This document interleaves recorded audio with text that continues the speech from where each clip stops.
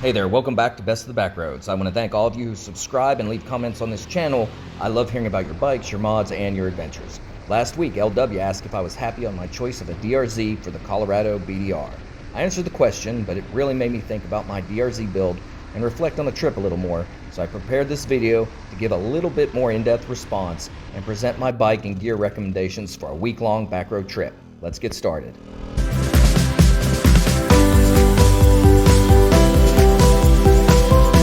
Bike choice boils down to a combination of personal preference, rider skill, and the situation. The right bike for me in a particular situation might not work for you, and it might not even be the best fit for me when the situation changes. And the situation is always changing, particularly on a back road trip across several days and over 1,000 miles. I don't think anyone has found that elusive unicorn, a motorcycle perfect for every situation. I've owned a lot of bikes, so I bring in some experience, but I'm going to focus on the bikes I currently have access to. My current stable and the bikes that either Chris or I have ridden on the Mid-Atlantic, Northeast, or Colorado BDR, or on a smaller trip like the Smoky Mountain 500. Starting with the descendant of the long way round adventure bike, I took my 2012 BMW 1200 GS on the Mid-Atlantic BDR and much of the Smoky Mountain 500. I've ridden the NE BDR and the Colorado BDR and the entire Smoky Mountain 500 on a DRZ400. The current mini motos, the Trail 125 or Trail 90, are not something I'd consider for a long journey. Typically, my vacation time is limited. I have a deadline date to make a return trip. Deadlines require that any bike I take have the ability to travel quickly. Having said that, the mini motos are capable and fun if your time allows. Just check out YouTuber Ange at Some Guy Rides or the incredible Ed March at C90 Adventures. The bikes are more than capable. Overall, Chris and I both prefer the smaller CC dual sport bikes for off-road adventures. It's just a bit more fun to be off-road on a DRZ or WR250 than the larger GS or heavier adventure bikes. We certainly aren't professional riders, and smaller bikes allow us to take more risks on expert sections, water crossings, or when the going gets muddy. We can even drop the luggage and play in OHV areas along a journey. Now I know in the stock form the DRZ does not scream cross-country traveler. It does have the off-road pedigree to handle adventurous single-track rocks and hill climbs, is still a dual sport and not quite the performance level of a dedicated dirt bike, but it does okay. It has been a desirable bike since it debuted in 2000. Still in production today from Suzuki in 2022 with no significant changes. With some modifications, the DRZ is just big enough to haul a week's worth of carefully chosen gear. It remains competent enough to slab over a long distance, even interstate when necessary. The bike is all proven technology with a generously long maintenance interval. When things wear out, repair parts are plentiful and easy to find. A few every man can do them modifications can transform this capable dual sport bike to an excellent multi-day touring adventure bike. There's a video on my channel about my build, but I'll cover my 5 must-haves here. First, the range on a stock DRZ, like most dirt bikes, can be a challenge when adventuring in the backcountry. A conservative figure would be 50 miles per gallon on its stock 2.6 gallon tank, giving you a range of about 125 miles. Beyond that, you have 2 choices. Chris carries an extra liter or 2 in a bottle, but I've added an oversized tank to my bike. Carrying extra fuel means you have to manage cargo. Extra fuel bottles or rotopacks. Oversized tanks are guaranteed to do 2 things. 1, make the bike unsightly, and 2, make fuel management easy.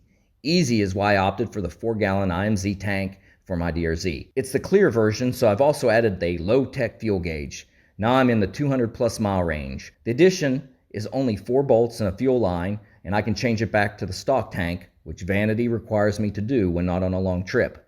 I'm going to add that there's a security factor in adding a clear tank to my DRZ. When parked next to my buddy's bike, these are sure to nab his dual sport rather than my less attractive machine. Now that the bike can travel further, it becomes more imperative to address the skinny, hard, barely padded plank that comes stock with the DRZ. An upgraded seat is my second mod recommendation. Many companies make alternative cushions. Pick one, as they're all an improvement over the factory seat. Seat Concepts makes a very comfortable saddle. I opted for the SDG seat, which doesn't break my backside, and it didn't break my wallet. Number 3 is bags. A way to carry gear is optional for a dual sport, but a requirement for an adventure bike. The DRZ400S does have a subframe capable of carrying a load. The gross vehicle weight rating is 740 pounds, minus the 317 pounds of bike, minus the 185 pounds of me, equals 238 pounds of gear and gas that the bike can carry. Metal panniers and pannier racks can bite deep into that 238 pounds of cargo capacity. I opt for one of the soft bag rackless systems that are available.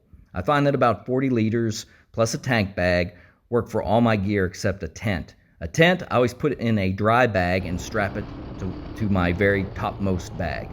There it'll ride comfortably all trip. Given the choice between all the systems, I'd choose Chris's.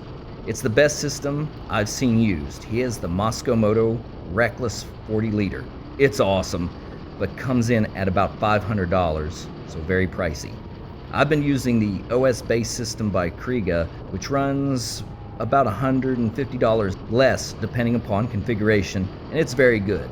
Rocky Mountain ATV has a system called the Tusk Excursion for around $200 to $300. That looks promising for the price. I'd love to give one a try.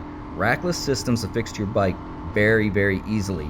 I did add a rear rack for a solid rear attachment point for the Kriega system without having to make a hole in any of my plastics. Besides, the rear rack holds my milk crate nicely when just doing errands around town. The fourth mod is specific to the aged DRZ.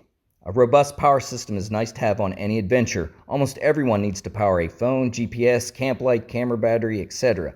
Unfortunately, the DRZ doesn't have a particularly good stator.